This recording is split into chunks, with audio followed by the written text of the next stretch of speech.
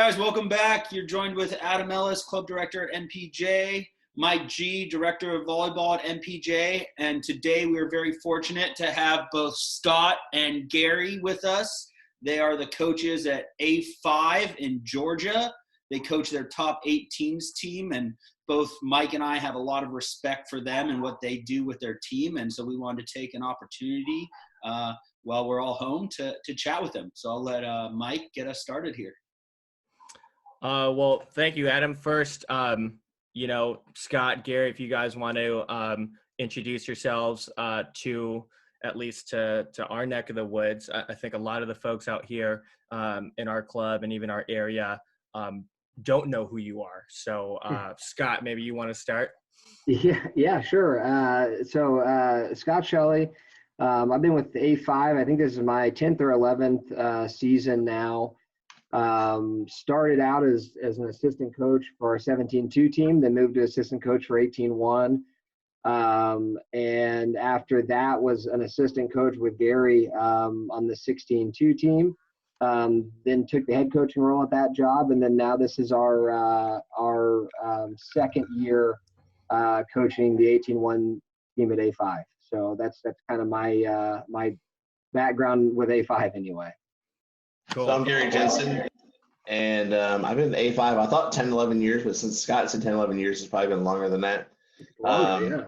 Time flies for sure. But, I've played numerous roles at A5, coached head coach a couple times. I've been sort of a floater coach, assistant coach, kind of do whatever I can do. I have 3 kids, so I try to just navigate the waters with the kids and the family and coaching because that's a passion. And it's been great. So Scott and I have been doing this for many years together, and it'll be hard to not coach with him, actually. Well, thanks for joining us, guys. Certainly, we put you guys at the top with, everybody here knows who A5 is, TAV of the world. And certainly we, from afar, have been a huge fan, and just looking at all the different things that you guys have been doing as a club. From your teams finishing top 1 and 2, it seems like every time, and qualifying multiple teams in every level and every age group.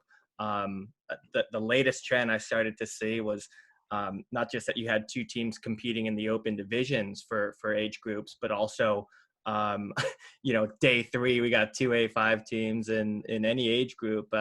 They're left in gold. So it's been really impressive to be watching, and certainly, we're eager to jump into this conversation with you two. The idea kind of popped into my mind to have you guys on our show is because of a conversation that I think the 3 of you guys had the 2 of you with Adam back at Triple Crown tournament. And it was kind of like this, we're about to play each other, but I think you guys had an opportunity to just sort of chat briefly and pay respects to the work that everyone's been doing. I was wondering if maybe you guys wanted to open up that conversation again and share some things that you guys talked about. Yeah, I think, and I don't know if this is how the conversation started. I think it is, though, is that, we've seen, yourself and Adam both coaching the 18s team. I think it was really the past 2 seasons. I think we ran into you guys, or at least saw you guys maybe in Nashville last year as well. And I know for sure in Nashville this year. I know Nashville this year, day 3, we were on opposite court. We were next to each other for the 3-team pools, the pre-gold pools, or however you want to phrase it. And really, really liked the energy and the organization that your teams had. I mean, it's very similar to our coaching style, and that your guys' sideline coaches, players, everyone was super positive, was super upbeat, was high energy, and we could tell as a coaching staff that translated to the play on the court. The girls were having a blast when we looked over there, and that's something that that Gary and I as a coaching staff have focused on for the 7 seasons we've coached together. That's kind of who we are. And we stress to our teams every single match that it's not only energy, but it's positive energy. And there's a difference between energy and positive energy. That it's, once when we are in the practice gym, we're going to instruct and we're going to hold you accountable and we're going to work on the small things and we're going to be sticklers for certain things. But once we get out of that practice gym and we're on the tournament floor, it's all about building up the players and building up the team. And we saw a lot of that coming from you guys sideline. And then again, this year in Nashville, looking over, we dropped a tough three-set match to Union. But yeah, and a Union team that was just on fire that week, and they were good. And we're really looking forward to getting to play you guys and kind of match. We thought back then that was just going to be a really fun match because it was going to be high energy team against high energy team, and we thought we'd get just everyone in the gym coming over to watch us. And then when the Triple Crown pools came out, that was a match that we circled, one, because we knew you guys were absolutely a top team, but two, because it was just going to be a fun match to be a part of and a fun match to coach in. Mm-hmm. Definitely top three fist pumps in the gym. Yeah. Me, one, Scott, and Adam, but whatever. Yeah. We won't put them in order. Yeah, I remember asking Adam before the start of our Triple Crown match who was going to get more steps in that match because he's a pacer and I'm a pacer. Yeah. And so just bouncing back and forth. But you know what? That's why we do it, and that's why we coach. And again, we love being in the gym and practicing and training and all that stuff. But it's just a lot of fun to compete and to compete against fun teams, right? It's you want to beat good teams, you want to play against good teams, but it makes it even all that much more fun if you're playing against a team that stresses positive energy the same way you do. Mm-hmm. Sure. Yeah, Gary, did you want to add your side of it or your thoughts? I think even before last year, I remember running to Adam, and I think we have a lot of similar philosophies on how we coach as a staff and think about things and have fun. And at the end of the day, it's a game. And I've always said this, like, if we're not having fun, why are we here? Because I promise you, Scott and I do something different than coach, and we do this for fun. And so it keeps us coming back to the gym because we love it. We love us coaching together. We love the girls that we're coaching for and everything. So it's why we do it. Mm-hmm. Yeah, I think I actually remember now that you had mentioned it, we were side by side and I was sitting there and I think I heard you, I think it was Gary, I think you looked over and you probably saw, our setter get another block and you were like, dude, hey, Scott, you remember that team from last year? That's that setter that was so much energy. And she's just, and it's every team we play, to her credit, every coach always says that, it's players like that who bring that energy and that joy and right away, whether the team's doing well or not, like you just know that they're playing hard and they love the game, Yeah. It's that energy. But I do remember that. And I was like, oh shoot, there's A5. Yeah. I remember you guys, we, hopefully we'll get to play you, but hopefully not at the same time. Cause if we run into you guys too early, that could be a bad draw for anybody. I mean, well, yeah. Other than power pools, these two teams weren't going to run into each other early. I can tell you that. Yeah. Yeah. Well, I wish we could have, when we played you guys, I wish we were full strength, having our opposite out that passes in 5 out of 6 rotations didn't allow us to give you guys much of a battle. So, I apologize for that. No apologies needed. I can tell you, we did everything we could to amp our team up for that match, and they saw you guys play in Nashville too, and they knew what kind of team you guys were, but also not gonna lie and can't really explain it. It was something happened earlier that day, and we went on a hot streak that lasted about a month. So if we could bottle that up and sprinkle on every team we have, we would. But I have no idea what happened. But they caught fire and something clicked and they ran with it. Yeah, the match that we had with you guys, it was certainly a disappointment on our end. But to your credit, you know, I look at that match from your side, and it's like, as a coach, that's one of those matches that you're going to remember, you know, because you're playing a good team, and for whatever reason, it seems like your team clicks and is firing on all cylinders, almost to the point where, you know, you might call it like a perfect game, right? I mean, we're not going to see 25-0, 25-0. Right. But you know, I can think of a few games when I was coaching high school, actually only one game where I thought, man, that was a perfect game, you know. Yeah. But let's tap into that, because like you said, I mean, you guys really went on quite a impressive stretch. And you know, I was sitting here watching you guys just take down one team after another. Can you share a little bit about what you guys were experiencing, and maybe what you credit the to the success of the team, or whatever it might be?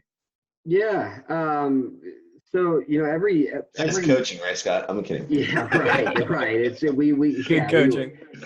We were really moving the pieces around well. No, it's you know, every focal point of every team is different, right? And it changes from year to year. You know, this particular 18s team, they've had an incredibly successful career as a team. But they've always kind of struggled to win the big match, right? And they've always kind of struggled to beat teams that have beaten them in prior years. You know, Union, as an example, was a team that they've struggled with over the years. And so for whatever reason, they kind of already had it made up in their minds, the teams that they should beat and the teams that they shouldn't beat. I think one of the things that our coaching style did for this team, or one of the reasons that this roster matched up really well with us, was because when you have a very positive sideline, it kind of restores your confidence as a player. And one of the themes we had with this team, and it took a tournament to figure it out, but once we got to Triple Crown, one of the themes we had with this team was, you know, the end of this match, whatever match we were getting ready to start playing, the end of this match isn't written yet. And you guys have a chance as a team to rewrite the story. You guys can write this whole season however you want it to go. And, you know, I don't know if that helped them or not, but it was one of those things when we got on runs at Triple Crown and then our next two qualifiers after that, we just kind of kept reiterating to them that, guys, you can be whatever you want to be for this season, and you guys can write your own story. And, you know, this team coming into 18's year, they had lost a big right side. It was kind of a go-to player for them last year and things like that. We had to fill some. We had 2 season-ending injuries before the season even started. And so we had to bring some of our 2-team kids up to fill some spots. Some of the players that didn't get much playing time in previous years had to step up and things like that. And once we all kind of started trusting each other, the players started trusting each other, they started trusting the coaches. And once that all clicked, again, they kind of bought in to the idea that just because we had, you know, struggled against teams in previous years, it doesn't mean it has to happen again. And so for whatever reason, you know, I think that was from a team standpoint, from a motivation or mental standpoint, I think that was the thing that kind of got this team over the hump. I think tactically too, in years past, they were really relying on the outside. And as you watch us play, you can see we're pretty middle right side dominant as we try to be, and let the outside be the outlet and get the right rhythm. Even early on in the season, you look at Nashville, we were really outside dominant, and we really worked with this team to build that confidence so they can spread the ball anywhere with the setters and the hitters. And that really opened us up, because like, oh, it doesn't have to be one person to dominate and win. We literally had 6 offensive weapons, and that's tough to defend, as you guys know. Mm-hmm. Yeah, that's another. Yeah, I get that's a great point. And you know, tactically, that is absolutely our coaching style. I think you know, the adjustments we made with this team versus what they've done in the past, Gary is spot on there, is that, you know, both of the right sides that we had that started for us this year are both D3 committed players. But you would never, ever think that if you watched us play. And, you know, teams that we played, even the top teams in the country we played and that we beat this year, they came into matches with the scouting report of this team is, outside and Sasha Ratliff dominant, right? When you start spreading the ball around against teams like that, they don't expect it. And, we make it a point with every team that we have to have 3 available and effective hitting options across the front row at all times. And, to their credit, those right sides stepped up big. The other tactical adjustment that I think that, I'd say 2 more. The 2 more tactical adjustments we made is we have transitioned to swing blocking with this team for certain players, and we've actually made that transition overall as a club where we're now teaching swing blocking. We had never done that in the past. I think that adjustment helped both our left side pin blockers and our right side pin blockers. The other thing that I think is another tactical adjustment with this team, and I'll give Gary full credit for this one, is we put a lot of work into tactical serving with this team. This was a good serving team. They weren't necessarily, a bullet serving team, but they were really, really good at hitting spots. And we put a lot of work and a lot of thought into, carving teams up from behind the service line. And it doesn't matter how good you are, right? It doesn't matter what level you play, you're going to win on the serve and pass game. I think this team did a really good job of, tactically beating people behind the service line. And Gary, are there some things that you'd be able to share with any of the coaches that might be listening, without giving your secrets away? No, I can't. Well, if nationals happens, we're in trouble. As a team, they have the strengths, right? So you just you serve to get their strengths out of system as much as possible, and so that's always what I look for. It's like if like a dominant middle, like how do I get that dominant middle not in serve receive with any action? That's what I look at. Yeah, it's years of practice. I would also throw in, and there's no secret behind it. If you've watched any of our teams the last few years, you'll pick up on it pretty quickly. For whatever reason, coaches think that the short serve should die after 14s. It doesn't. It's still very effective at any level, especially to clog up. If you've got a great middle that runs a great slide, serve zone 2, they can't run it. It's simple stuff like that. It works. And for you, does it matter if it's flat and short or high arcing? And it depends on the player. I think what they do is it's a matter of sometimes just hitting the spot, right? Because just think about it, regardless if it's high and floaty, but it hits that 2 spot really tight, and it takes that middle out. You'll take it. But there's some that we have one server that can hit that real flat 2 spot for an ace. She's more of an aggressive kind of a scorer off the serve, where others are just trying to keep all the position. Yeah, and that's one thing I think coaches need to understand is I think the server that Gary's talking about, as you get into a second set with a team, or if a team has scouted you or things like that, the coaches would stand up on the sideline and scream, she's going to serve short and all that stuff. Well, and they're right, but it still takes a hitter out of the mix. And so whether it's an ace or not, it still gives our blockers either 1 or 2 options to go block, and we view that as a huge positive. Yeah.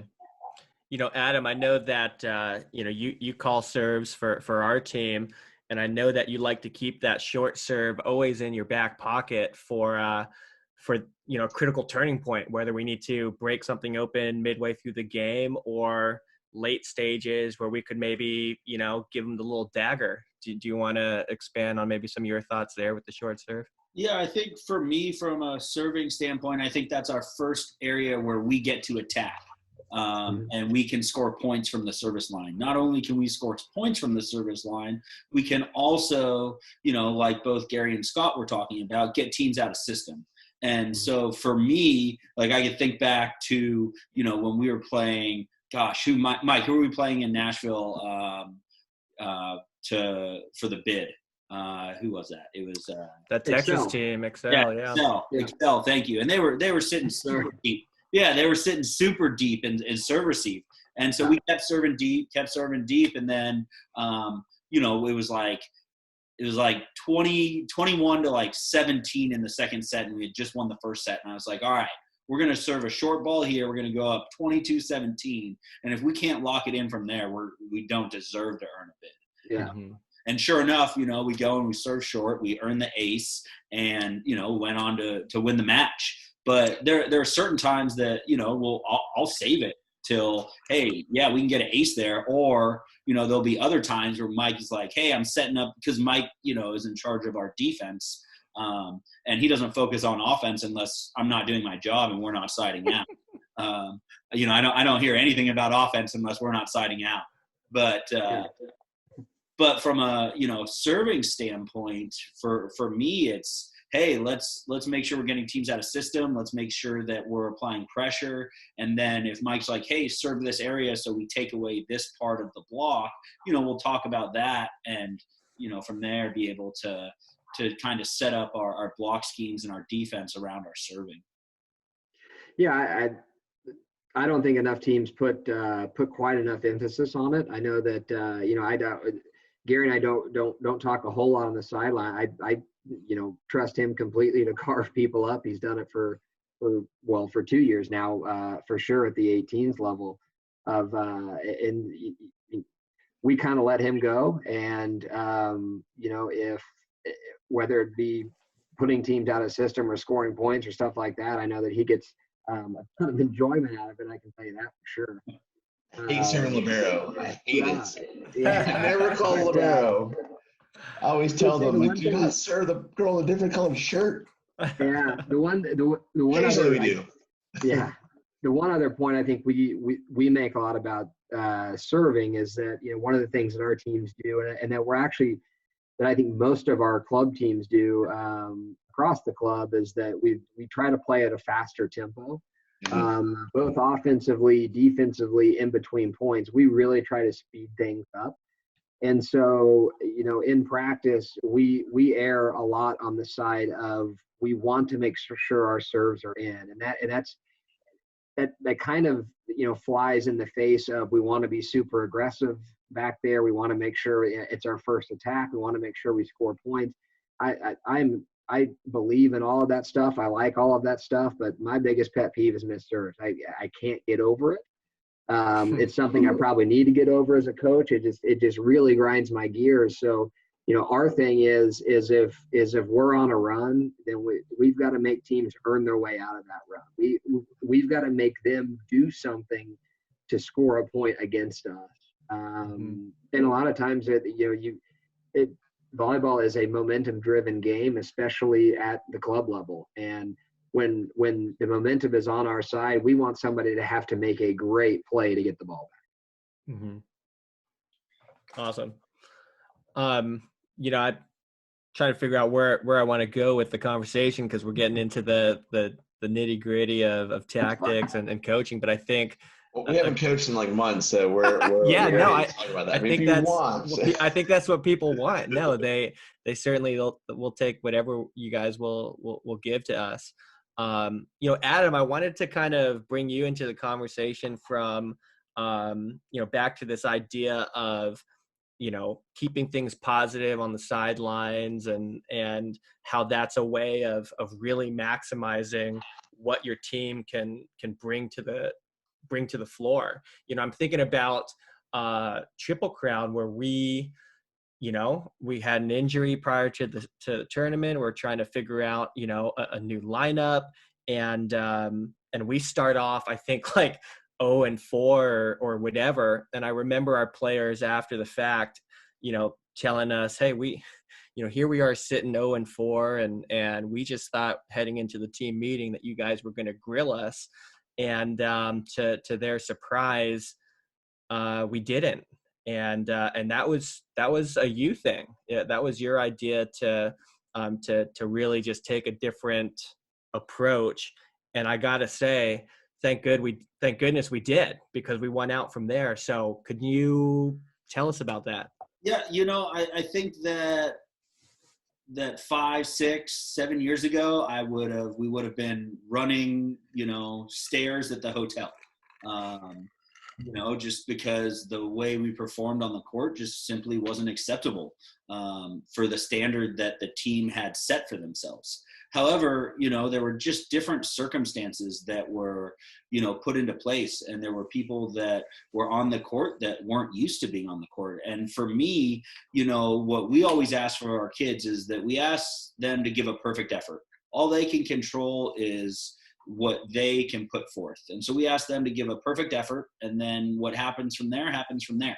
And what I watched over those 2 days is our kids gave a perfect effort, and there was no reason to yell at them or grill them or anything other than to continue to ask them to put forth a perfect effort, and to continue to set goals that are achievable, but are going to stretch their abilities.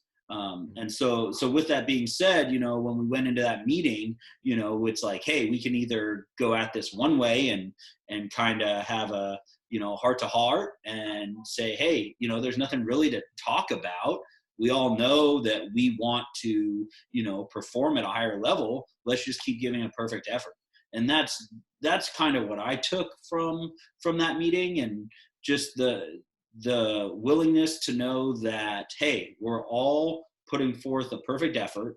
And if we're all being great teammates and allowing ourselves and our teammates to move on to the next point, then we're doing our jobs. And, at the end of the day, it's all about doing your job. For me, reflecting on it, that was such a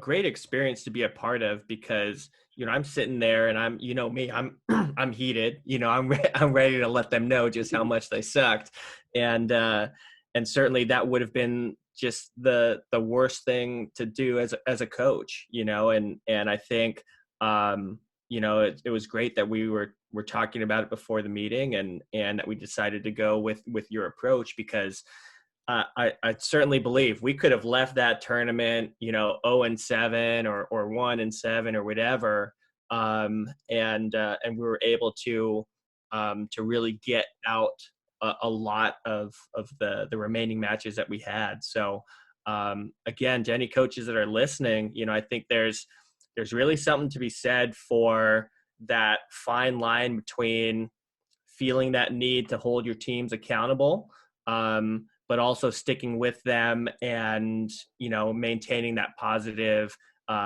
perspective and approach to things. Yeah, Mike, go ahead.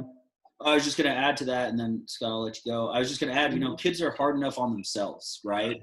That, we don't, at least for the majority of our athletes, right? We don't need to be hard on them. We need to be a cheerleader for them. And we need to, we need to catch them being good. Which is something that Mike and I talk about a lot, is catch them being good and reward them and celebrate those successes. Yeah, no, I 100% agree with that. I think also, one of the things that we learned early on, and that, one of the reasons Gary and I are such a good match, we both focus on the fact that, these girls, these athletes, players of any sport, they're not going to do anything well unless they like what they're doing.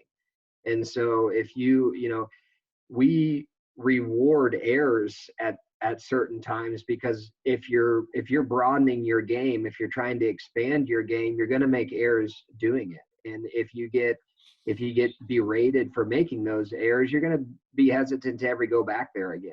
And if you celebrate someone trying to expand their game, they're going to get to levels that you've never seen and that they didn't think they could go. I think we've all coached long enough, and we've all coached different level of teams to where those 0-3 days at certain times of qualifiers are tough.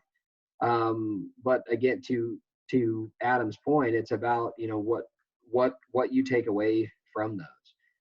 Being a good teammate is a huge part of that.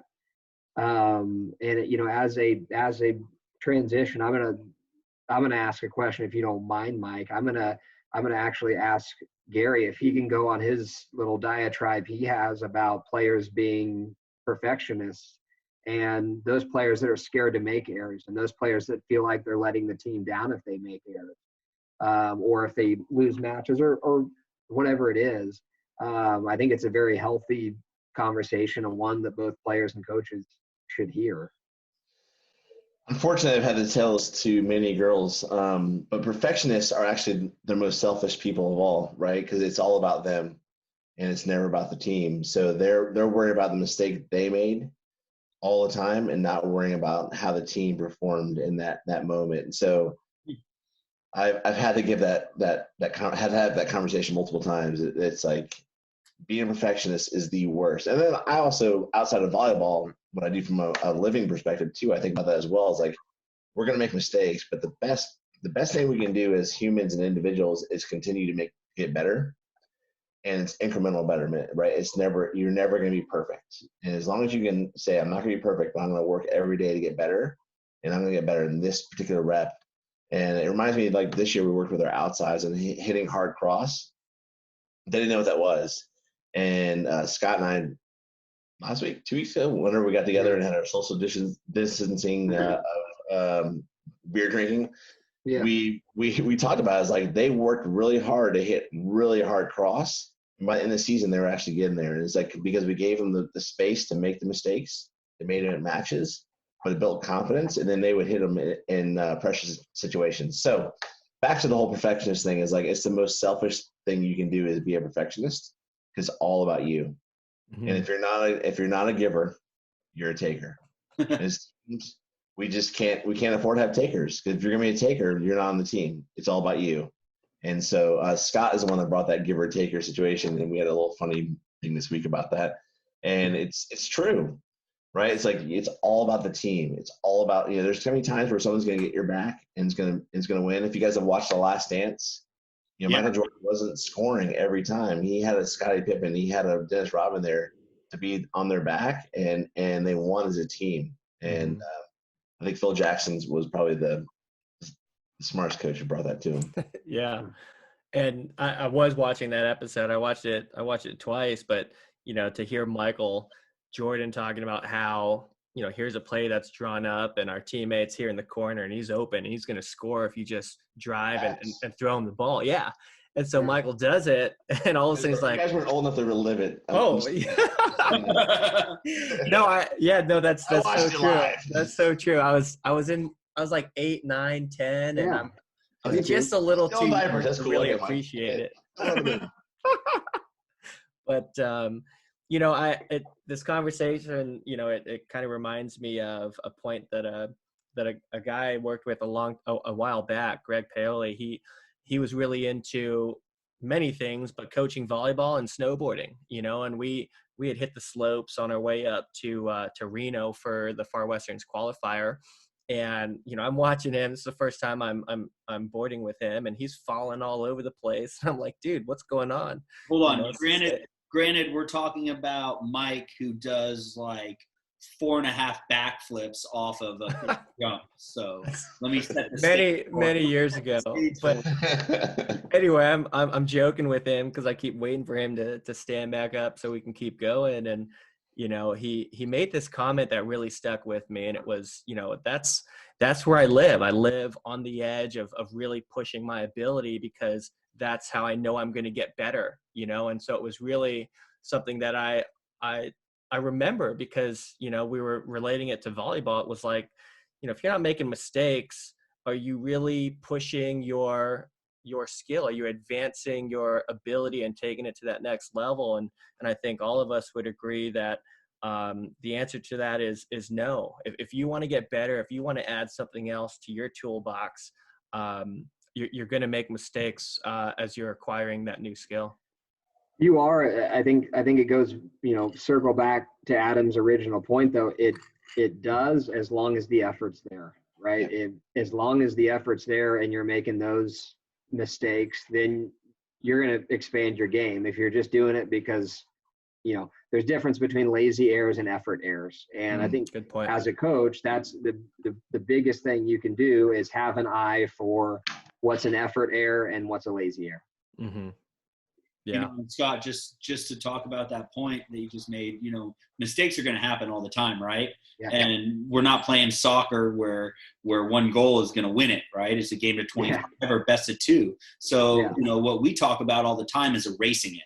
Erase it on the next point, right? Because it was 1-0 after that mistake, and now it's 1-1 because you just erased it, and you score a point on the next ball. So, that's a lot of what we talk about is, hey, okay, that happened. Can't do anything about it. Erase it on the next point.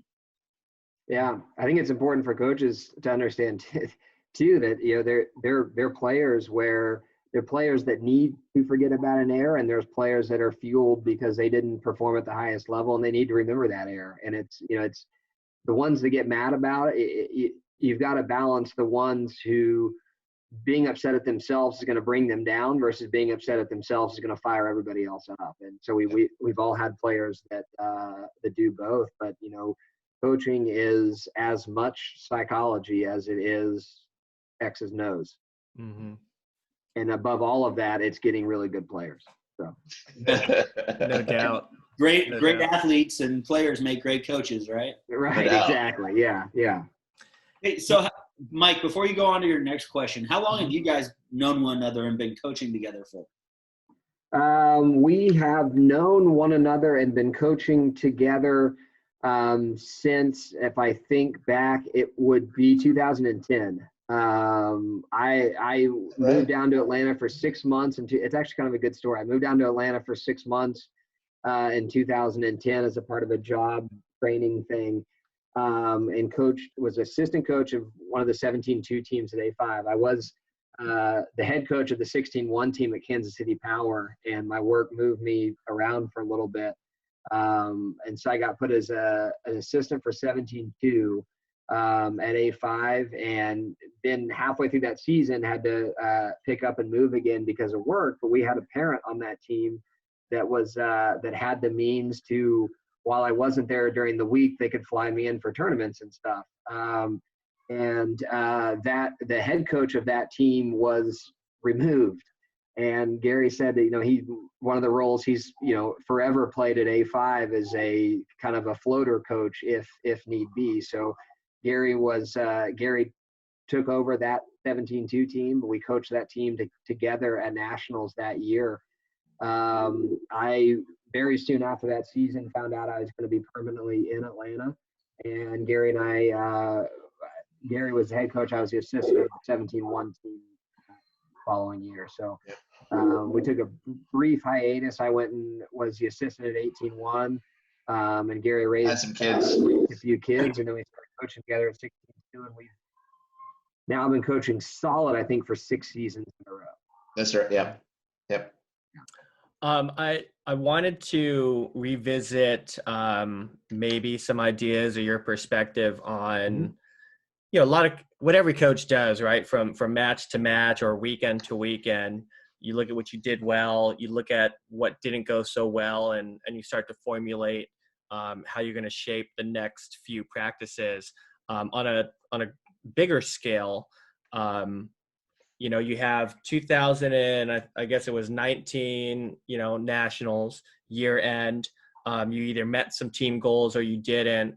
And now you're kind of revamping and your approach to the 2020 season. What were some things that you might be able to share with us as for thoughts that you guys had from one season to then this one, and things that you implemented that you really started to see take shape?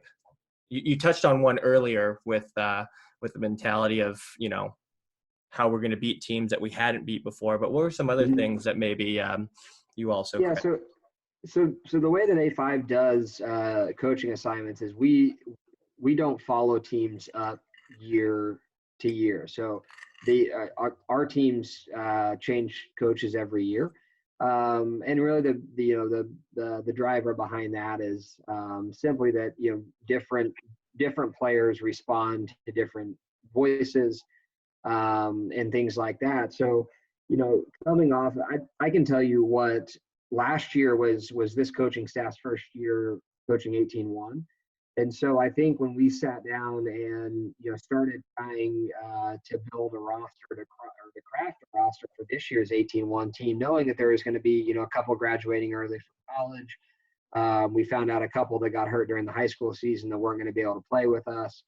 So, I think for this year's team, it started in, creating a new roster. And I think the thing we learned mostly from 18s last year was that if you, offensively anyway, if you can't score from all three positions along the front row, you're going to struggle. And it's there are teams that are just really, really good at taking things away. And if you can't go somewhere else, whether that be, whether you don't have the talent in that particular spot, or, you don't have the options X's and O's wise, or in different ways, you're going to struggle. And so I think one of the things we did with this team this year is, really try to pick people and really try to put players in positions that fit their skill set. We brought up, for example, one player to play on the right pin that was on our twos team when we coached 16-2.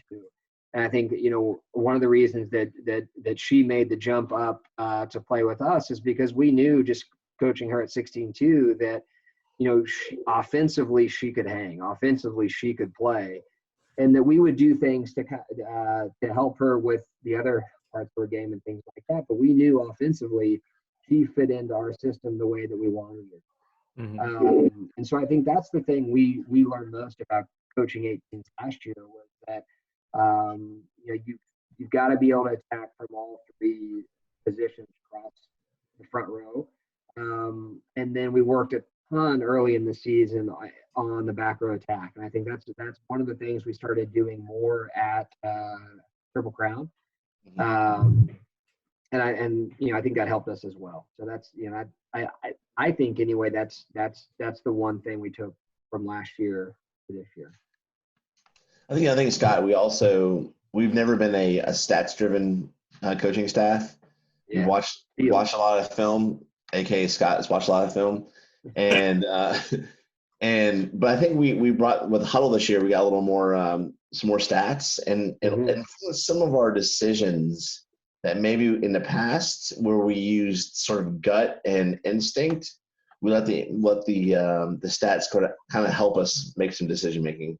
And then we weren't afraid to make a move where we had a player who played traditionally on the outside.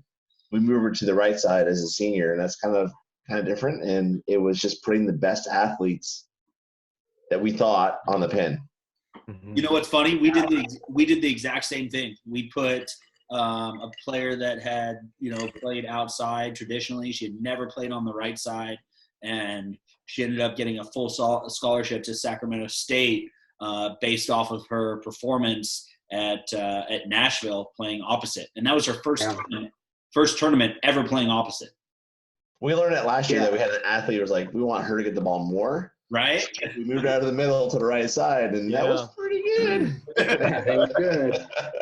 But this year's player was a player that in our preseason from late November until Nashville, this was one of those players that you can't keep her off the court, right? Like, she's done everything we've wanted every player to do.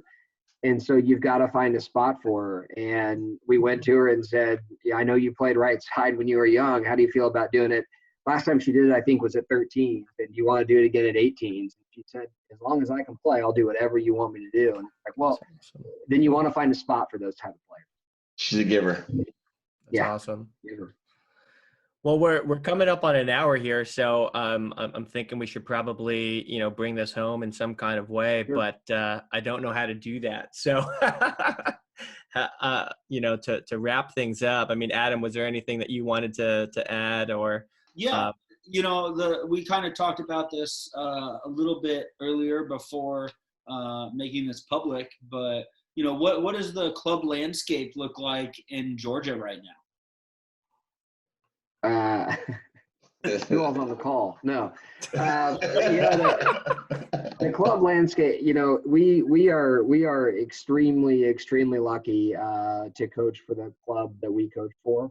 Bob Westbrook has built A5 from the ground up, and I know that he has a lot of help now. And Dave Aramian's taken over director duties as of, I think, the end of last year. And we continue to grow. For us as a sport in the South, volleyball continues to grow. It's still, fairly new in the South, so it's really exploding here. We're lucky to coach for A5. They've started some new clubs around the city with A5 South, with GA5 now, with A5 Chattanooga up in Tennessee. So they're growing that way. And I hate to sound like an elitist, or I hate to sound like anything like that, but in terms of club landscape, it kind of starts and ends with us. It really does. And we are very, very lucky to have that be the case.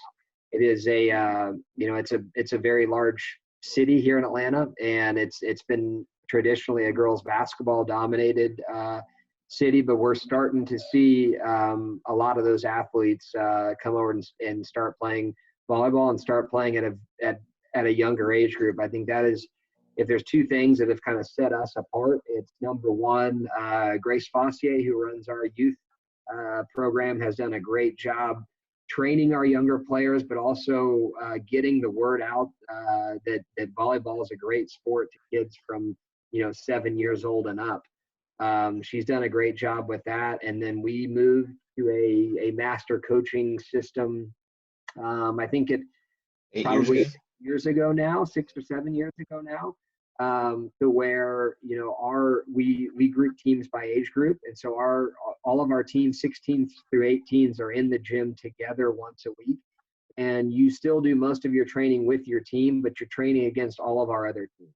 And it is the most, and you're training with and under the direction of our top coaches once a week, every night with your team. And so it is the biggest cliche you can possibly have, but iron sharpens iron. And when you get, the best teams in Georgia competing against each other, once or twice a week, that helps us a ton. It helps us make up for the fact that we can't see the same competition in regional tournaments, but we do get it, once or twice a week in practice. So I think that's what's helped us the most. The only thing I would add to that is, I think, and I've been around since year 2 with A5, is that there's not a fear to change, right? Just because we've had one way, we've been successful, there's always this like, how can we get better? And the master coaching is one way we got there, ball control series.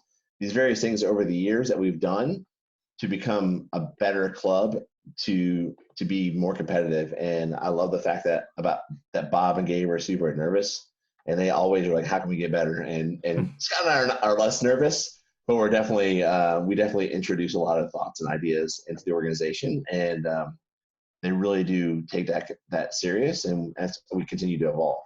Mm-hmm. Yeah. The last thing I would add in is I'd give a huge congrats to you guys, because we, I guess, coming into the last few years, and club wide, to just put it bluntly, we had no idea who MPJ was.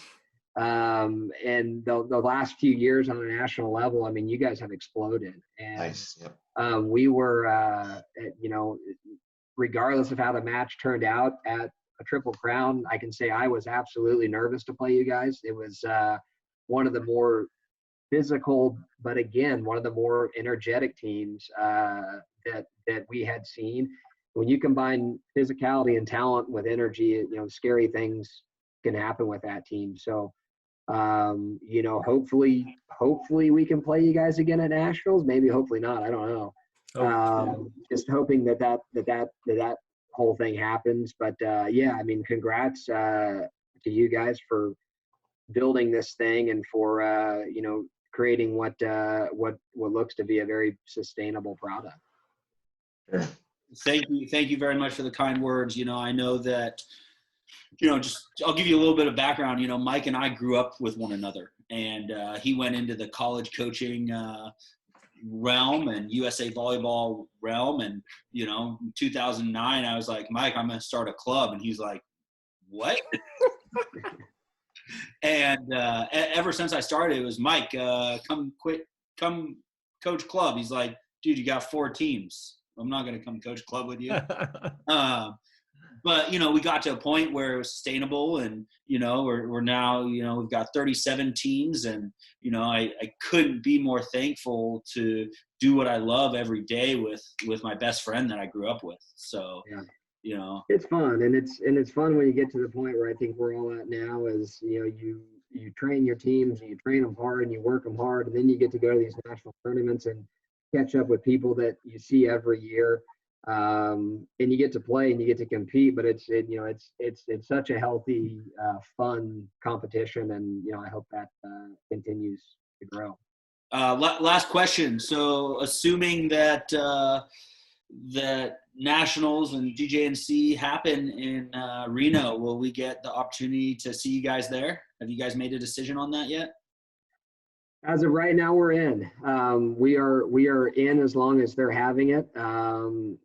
What it seems like from the players that we've talked to, is a lot of the college coaches are being very flexible in terms of not, demanding that they're on campus, because they don't know if they're going to be allowed to be on campus. I think a lot of the summer class work will probably be online. So, as long as the event happens, as long as we, get ample practice time and things like that, then I think we'd love to go. I think one of the really fun things about this team that we have this year, and about the last few weeks of our season when we were kind of on our run, was that, this team really wants to play together again. And you guys know as well as I do, I mean, you want to coach a team that wants to play together. So we'll be there as long as they have. Yep. Yeah. Likewise. Well, Gary, Scott, hopefully we will see you guys in Reno. And, we have so much respect for you guys and what you do with your, not only your program, but with your team. So thank you guys for taking the time to talk with us today. Absolutely. It was a lot of fun. Yep. Thanks for having us. Thanks, guys. Yep. Have a good one, guys.